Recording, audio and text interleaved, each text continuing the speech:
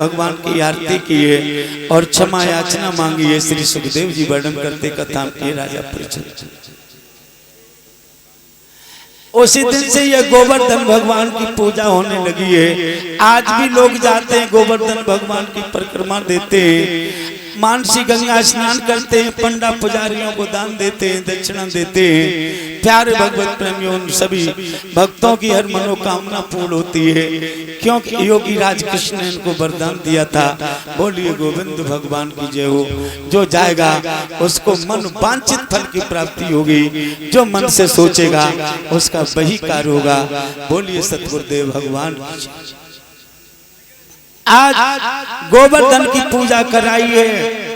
इधर भगवान अपने अनन्य प्रकार की बाल लीलाएं कर रहे हैं, लेकिन मथुरा में राजा कंस जो है वो सोच रहा है कि वो ब्रजवासी बालक नहीं मरे हैं। देवर्षि नारद जाकर के एक दिन फिर पहुंच गए कंस की कचहरी में। देखा है भोजराज कंस से कहा, ए राजा कंस, अरे आपका इतना मन क्यों उदास है, इतनी बुद्धि क्यों खराब है, कारण क्या है? दिन प्रतिदिन तुम्हारे चेहरे की ये रौनक चली जा रही है, सुस्ती आती जा रही है, कारण क्या है? ए राजा कंस, भोजराज हमें ये बताओ। भोजराज कंस कहने लगा, देवर्षि नारद आपको सब कुछ पता है, तुम्हें मालूम होना चाहिए कितने ब्रजवासी मर चुके हैं, हमने मरवा दिए हैं, लेकिन जो हमारा काल है वो अभी तक मेरे हाथों में नहीं आया। बोले तुम्हारा कौन काल है, ये समझ में नहीं आया। कंस कहने लगा, देवर्षि नारद कि भर गए रुधिर से महाताल, पर हृदय हमारा भरा नहीं, और मर गए हजारों ब्रजवासी, ब्रजपालक हमसे मरा नहीं।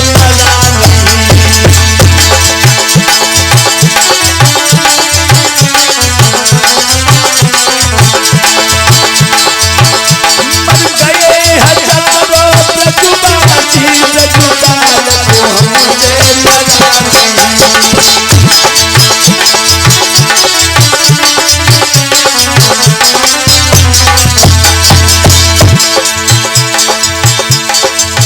ब्रह्मपुत्र देवर्षि नारद भोजराज कंस कहने लगा है,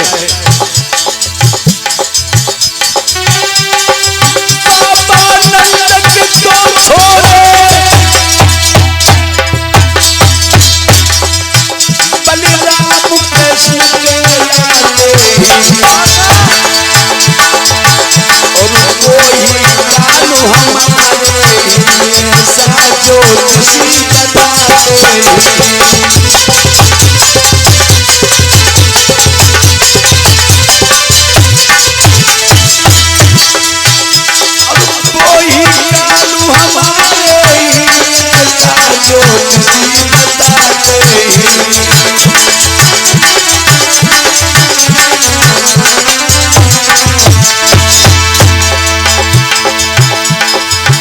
नारद से कई समुझाई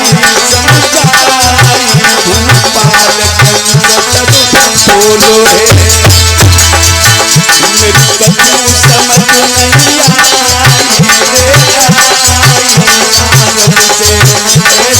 से कैसे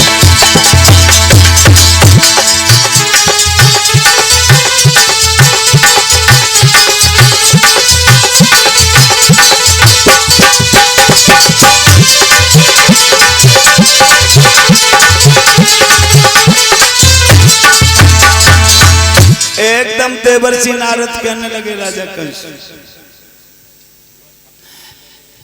उन ब्रजवासियों को मारने में कितनी देर लगती है?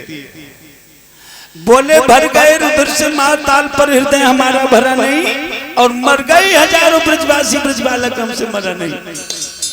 बाबा नंद के दो छोरे बलराम कृष्ण कहलाते हैं, और वो ही काल हमारे ऐसा ज्योतिषी बताते हैं। ए देवर्षि नारद, सुखदेव जी कथा सुना रहे हैं, परीक्षित महाराज उठ करके खड़े हो जाते हैं। प्रश्न करने लगते श्री सुखदेव महाराज से, कहने लगे महाराज एक बात की बहुत बड़ी शंका है। बोले क्या? बोले इस बात की शंका है कि केवल हमें आप ये बता दीजिए कि राजा कंस आप ही कथा सुना रहे थे कि जहां देश में जाता था उस राजा को पैर पकड़ के मार देता था, वो राजा फट जाता था। जहां गया वहां राजाओं को जीता है इस कंस ने, इसका नाम भोजराज कंस पड़ा है।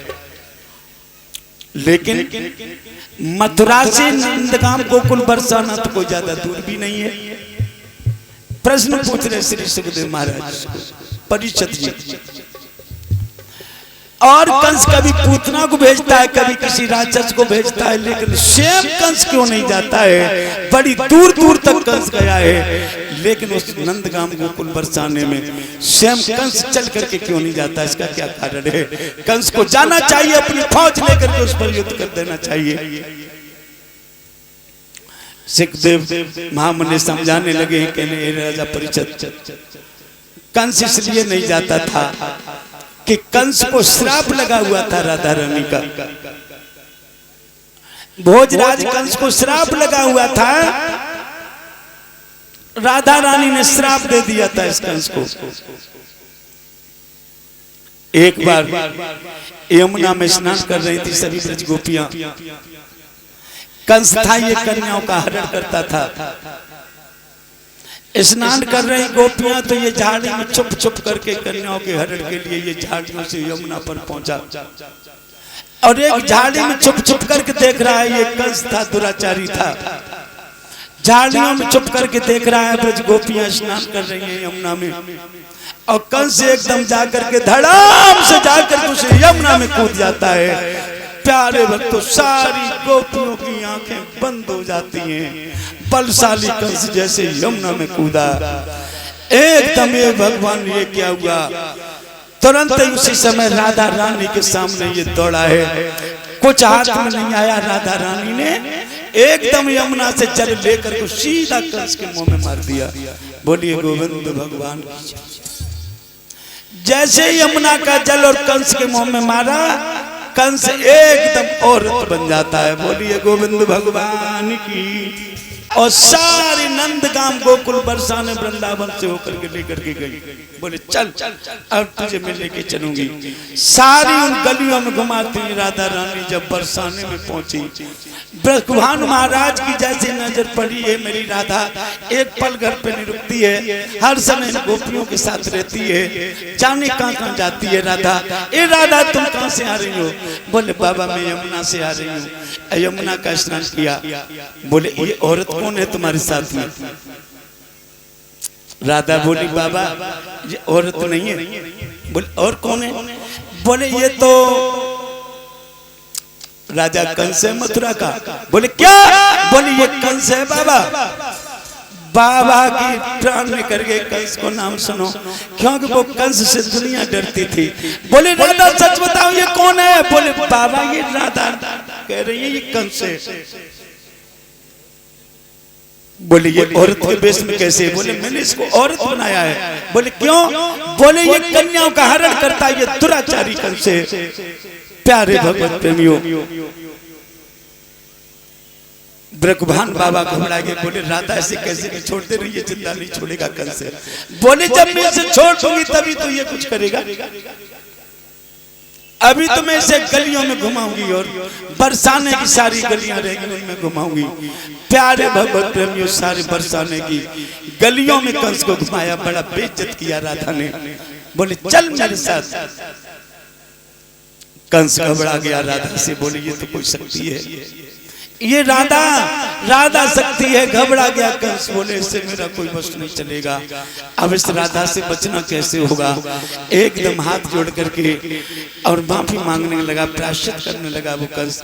बोले देवी राधा मुझे माफ कर दो, तुम जो कहोगी मैं वही करूंगा, मैं वही करूंगा जो तुम कहोगी। राधा कहने लगी सुन, आज के बाद मैं तुझे श्राप देती हूँ। आज के बाद तू नंदगाम गोकुल बरसाने वृंदावन में भी तूने कहीं पैर रख दिया तो तू भस्म हो जाएगा। मैं तुझे श्राप देती हूँ, आज के बाद तू नंदगाम गोकुल बरसाने वृंदावन तक तुझे आने की कोई जरूरत नहीं है। इधर तेरी कोई जगह नहीं है और इधर तेरा कोई नहीं है। हम लोग अलग हैं और अलग ही तुझसे रहेंगे। इधर आग भी तूने उठा दी तो तू भस्म हो जाएगा, तू जिंदा नहीं बचेगा। मैं तुझे श्राप देती हूँ।